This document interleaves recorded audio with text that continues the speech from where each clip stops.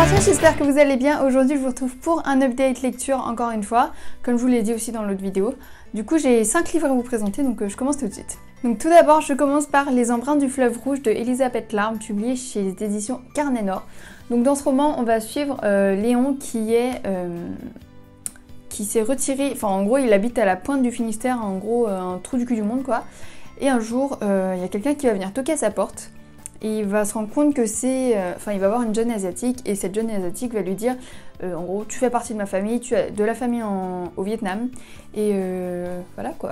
Donc ce livre m'intéressait beaucoup parce qu'il parlait du Vietnam, du coup de mon pays. Et je me suis dit que ça pouvait être intéressant de voir les deux cultures, etc. Et j'ai été très déçue. Du coup c'était une grosse déception, j'ai pas du tout accroché à l'histoire ni au personnage, rien du tout en fait. Vraiment, j'ai vraiment pas aimé ma lecture, mais je pense que c'était vraiment pas fait pour moi et que c'est peut-être plus ciblé vers d'autres personnes. Je vous explique les points négatifs pour moi. Du coup, déjà, dans ce roman, il y a presque zéro dialogue, vraiment. Je peux vous faire ça, il y a presque zéro dialogue quoi. Ça m'a beaucoup dérangée parce que par exemple, quand la fille vient toquer chez lui et lui raconte toute sa vie en mode tu fais partie de ma famille, achat, viens avec nous, elle dit juste, dans le roman c'est juste écrit, Yanni raconte sa vie à Léon.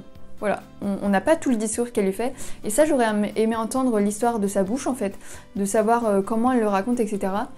C'est pas le seul exemple, mais c'est celui que j'ai retenu, mais vraiment il y a zéro dialogue. Il y a une autre fois aussi où elle raconte un peu un truc... c'était un peu pas une révélation, mais c'était quand même un truc un peu important dans l'histoire. Non, on n'en sait rien, elle nous dit rien en fait, donc voilà, ça m'a beaucoup dérangée. Le deuxième point, et je pense que c'est le truc qui m'a le plus dérangée, c'est que j'avais l'impression d'être hors de l'histoire. J'avais l'impression d'être une étrangère face à cette histoire, genre que je violais presque l'intimité des personnages, que j'avais rien à faire là, que vraiment j'étais pas intégrée dans l'histoire et j'avais l'impression de la regarder de loin cette histoire, comme si... j'avais pas le droit d'y entrer, et ça je pense que c'était le plus gros point négatif, parce que si t'arrives pas à rentrer dans l'histoire et si t'arrives pas à être avec eux, ben ça marche pas quoi. Et le dernier point que je vais relever, mais voilà, il y en a un peu d'autres, mais c'est encore une fois je pense que c'est parce que c'était vraiment pas destiné à moi en fait. C'est le personnage principal de Léon qui m'a complètement saoulée. Que dire, en fait déjà, il parle pas beaucoup, et en plus quand il parle, il utilise des abréviations vraiment comme si tu parlais dans la vraie vie, et alors que dans un roman tu fais pas ça. En fait, j'ai trouvé que ça apportait rien du tout, et ça m'a plus saoulé qu'autre chose. J'ai juste l'impression que l'autrice voulait donner un style au personnage, et voilà, j'ai pas aimé, donc voilà. Donc, encore une fois, je répète, je pense que c'est pas un roman qui m'était destiné. Et si vous aimez les mêmes types de romans que moi, je vous le conseille pas forcément. Mais en fait, je pense que je suis passée à côté de la sensibilité de ce roman. Parce que en soi, encore une fois, c'est le genre de roman où tout est dans l'émotion, etc. Et là, je peux vous dire que j'ai rien ressenti, quoi. Donc je pense que c'est quand même subjectif à chacun. Donc voilà. Ensuite, après cette lecture un peu catastrophique, j'avais envie de me plonger dans un truc dont j'étais sûre que j'allais adorer, et ce fut le cas. C'était Les 1000 visages de notre histoire de Jennifer Niven.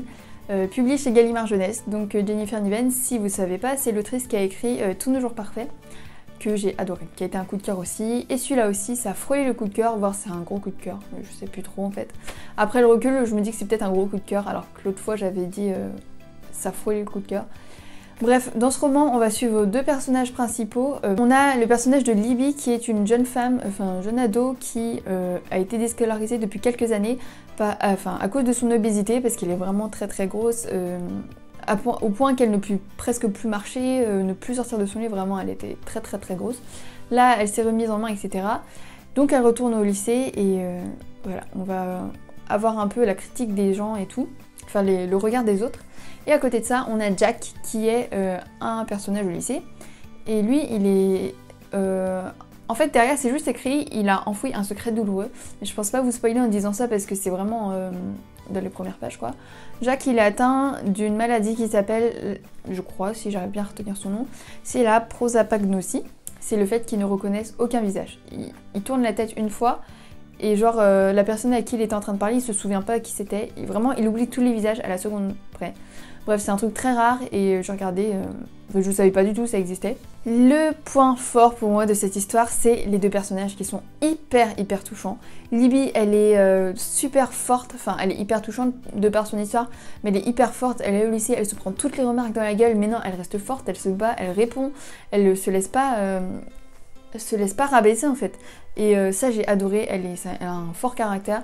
J'ai beaucoup aimé, et à côté de ça, il y a Jack qui est forcément hyper touchant, enfin son histoire elle est atypique, et j'avais vraiment envie d'être sa grande sœur pour l'aider, pour trouver des solutions avec lui. Je voulais lui dire que ça t'inquiète pas, tout va bien aller, etc. Donc voilà, j'ai vraiment adoré ces personnages. Donc voilà, je pense que c'était pour moi le plus gros point fort de l'histoire, les deux personnages hyper touchants, et vraiment si vous avez adoré, ou enfin si vous avez aimé Tous nos jours parfaits, lancez-vous dans celui-là parce qu'il est excellent, et inversement, si vous avez beaucoup aimé celui-là, lisez Tous nos jours parfaits parce que je les ai retrouvés très ressemblants. Enfin en tout cas moi j'adore la plume de Jennifer Niven, et maintenant j'attends qu'une chose, c'est qu'elle sorte un nouveau roman. Ensuite j'étais dans un mood où je voulais lire un peu de romance, du coup je me suis lancée dans Rainbow de Belinda Bond-Smith, du coup publié chez les éditions Sea-Plug.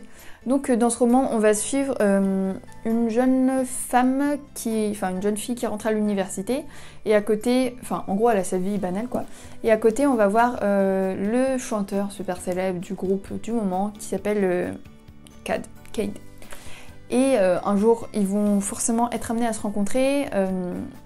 Et voilà, il y a une petite romance qui débute, je vais pas vous spoiler plus que ça. Mais en gros, déjà l'histoire entre une jeune fille normale et un mec super connu, bref, c'était un peu cliché. Mais ça m'a pas dérangé, vraiment, moi j'adore les clichés, donc voilà, j'ai beaucoup aimé. La chose qui m'a un peu dérangée, enfin moi ça m'a pas dérangé, mais je pense qu'il faut le signaler, et ce livre n'est pas à mettre dans les mains de tout le monde, parce qu'il y a énormément, mais genre vraiment beaucoup de scènes de sexe. Il y en avait tellement, enfin des fois c'était vraiment très détaillé, très hard, voilà, à faire attention pour les plus jeunes. Le truc qui m'a le plus dérangé, c'est pas ces scènes de sexe là, mais c'est plus le fait qu'il y en ait tellement que ça prenne presque le dessus sur la romance en fait. J'ai l'impression que juste à chaque fois qu'ils se voyaient, ils se sautaient dessus, et puis voilà quoi. C'est un peu le cas, mais du coup il y avait moins la romance. Et un autre point qui m'a un peu dérangé, j'ai vraiment adoré ce roman, hein, mais s'il y avait deux points à relever, c'est celui-là, plus le côté parental qui m'a manqué en fait. Là on suit au début une jeune fille qui part à l'université, donc on la suit sur plusieurs années, donc après elle devient plus grande, vous voyez, mais personnellement, je sais pas vous, mais quand tu rentres à l'université, enfin en tout cas en première année d'études supérieures, que tu quittes le lycée, que tu quittes tes parents, enfin tu gardes un peu contact avec eux quoi. Là on n'entend jamais parler d'eux. Elle part en week-end avec son copain la rockstar pendant 4 jours sans prévenir personne. J'ai trouvé ça un peu comment dire, pas très réaliste quoi. Donc voilà, je pense que juste l'autrice a voulu s'appuyer plus sur la romance et du coup elle a oublié tout le reste. Mais bon, voilà. En tout cas, c'était quand même une très belle lecture, mais attention aux plus jeunes, ne lisez pas ce roman qui est quand même très hard niveau scène de sexe. Ensuite, je me suis lancée dans La tête sous l'eau de Olivier Adam, publié chez la collection R, donc Robert Laffont dans la collection R. Dans cette histoire, on va suivre en fait une jeune fille a disparu. Voilà, elle a disparu depuis plusieurs mois, et là on va suivre son frère et toute sa famille du coup, le moment où elle va réapparaître plusieurs mois après. On ne sait pas ce qui s'est passé, on ne sait pas pourquoi est-ce qu'elle a été kidnappée, enfin qu'est-ce qui s'est passé quoi. Donc on va découvrir ça avec les personnages. Il est très court, je l'ai dévoré en 3 heures. Une soirée, c'était terminé. Alors c'est un peu un point négatif mais aussi positif. En fait, j'ai trouvé que c'était trop court. J'aurais aimé qu'il soit plus développé, ou c'est peut-être parce que je l'ai lu hyper vite aussi, mais en même temps il n'y a pas beaucoup de pages, hein, il y a 215 pages. Donc ça se lit quand même très vite et de manière très fluide. Et du coup voilà, j'aurais aimé que ça soit un peu plus développé ou que ce soit même un peu plus long. Mais le fait qu'il soit très court n'a pas empêché le fait que c'était hyper puissant et genre intense. Vous imaginez pas à quel point à la fin, mon cœur battait à 1000 à l'heure. J'avais peur de faire un cauchemar après parce qu'il était minuit du coup. J'avais peur qu'un mec vienne à ma fenêtre taper, enfin j'étais au bout de ma vie. Mais vous imaginez tout ça en 200 pages, c'est quand même énorme quoi. Donc c'était intense, je vous jure, mon cœur allait exploser tellement j'étais stressée devant ce livre. Et c'est bien, c'est trop bien. Du coup l'auteur arrive à nous faire ressentir 12 000 émotions en si peu de pages. Parce qu'évidemment on est triste etc. aussi. on se questionne sur ce qui s'est passé, etc. Mais alors, vraiment, le point culminant pour moi, c'était... Enfin, j'avais trop peur, quoi. Je vais pas vous dire c'était à quel moment, mais j'avais vraiment trop peur. Du coup, voilà, c'était une excellente lecture, même si j'ai pas énormément eu le temps de m'attacher à un certain personnage, parce que, comme je vous l'ai dit, en 3 heures, c'était plié. Mais en tout cas, très bonne lecture, et ça m'a fait beaucoup penser à Perdu et retrouvé de Kate Clark. Peut-être en plus court, mais c'était un peu dans le même style. Pour terminer, j'ai lu Le goût amer de l'abîme de Neal Shusterman, publié chez les éditions Nathan. Donc Neal Shusterman, c'est l'auteur de La Faucheuse, si vous connaissez, publié chez La Collectionnaire. Et là, on change complètement de style.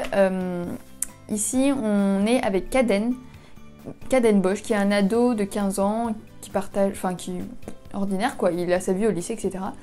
Et aussi dans son esprit, il est le passager d'un navire, d'un bateau qui vogue à travers les océans, etc. Et on va se rendre compte très vite qu'il a des hallucinations et que, enfin du coup, l'hallucination c'est sur son bateau là, et que très vite ces hallucinations vont prendre le pas sur sa vie quotidienne, sur sa vie réelle. Donc voilà, comme je l'ai dit dans mon book haul de tout à l'heure, enfin de tout à l'heure pour moi, mais quelques jours pour vous, quand j'ai reçu le livre, je l'ai pas lu tout de suite. J'ai attendu un peu parce que j'avais d'autres lectures, etc. Mais j'ai commencé à avoir les premiers avis arriver et tout le monde disait que c'était un roman très très étrange et je vous le confirme, c'est très étrange, c'est très bizarre, mais c'était beau. Alors au début c'est compliqué parce que, en tout cas pour moi, parce que j'ai eu du mal à rentrer dans l'histoire. On a des chapitres de sa vie réelle puis de ses hallucinations, on comprend pas trop le rapport et au final on comprend petit à petit où l'auteur veut nous emmener et donc la lecture se fait plus facile. Mais c'est quand même très étrange, voilà. Le personnage de Caden est super touchant parce que on va voir petit à petit que la maladie commence, enfin, le ronge, lui prend sa vie, enfin, ses hallucinations, vraiment, elles prennent le dessus sur sa vie et il va, enfin, ça va changer sa perception du monde, ses relations avec les autres, etc. C'est vraiment très touchant. Je pense aussi que l'auteur a fait beaucoup de parallèles et des métaphores entre ses hallucinations et sa vie réelle qui nous dit, enfin, qui nous conte, qui nous raconte. Mais je pense que je suis passée à côté parce que vraiment il y a des trucs que c'était vraiment trop loin pour moi, j'ai eu du mal parfois. Voilà, je pense que je suis passée à côté de pas mal de choses, mais c'était quand même un très beau roman. Et donc je l'ai dit aussi dans l'autre vidéo, mais il me semble, enfin c'est sûr que ce livre est inspiré de la vie de son fils. Et dans ce livre il y a des illustrations qui ont été réalisées par son fils. Donc il y en a quand même pas mal. Je vais essayer de vous en trouver d'autres. Évidemment quand j'en cherche on n'en trouve pas. Voilà. Et toutes ces illustrations-là sont faites par son fils. Donc, attendez. Hop. Donc voilà, j'ai trouvé ça vraiment très très touchant. Donc c'est tout pour cette vidéo, j'espère que ça vous aura plu. N'hésitez pas à me dire si vous avez lu un de ces romans et s'il y en a un qui vous tente. Et du coup, ah oui, je vous ai pas dit. Bah du coup, je l'ai dit un peu à la fin, mais normalement jusqu'à fin novembre, si j'arrivais à tenir le rythme, vous aurez 2 vidéos par semaine parce que j'ai énormément de trucs à vous sortir. Je vous ai promis plein de vidéos, il y aura des événements parce que je vais à l'avant-première des Animaux Fantastiques aussi, je vous ferai un vlog. Bref, il y a 12 milliards de trucs que je dois vous tourner et voilà, au lieu de faire ça sur 15 mois, je vais faire ça avec 2 vidéos par semaine si j'arrive à tenir le rythme parce que là, je commence à avoir beaucoup de boulot avec les cours. Donc voilà, normalement vous aurez une vidéo le mercredi à 18 h et le samedi à 10 h si j'arrive à tenir le rythme, encore une fois. Si vous n'avez pas de vidéo le mercredi, c'est que j'y suis pas arrivée. Et du coup voilà, en tout cas, moi je vous dis à très bientôt pour une prochaine vidéo. Bisous!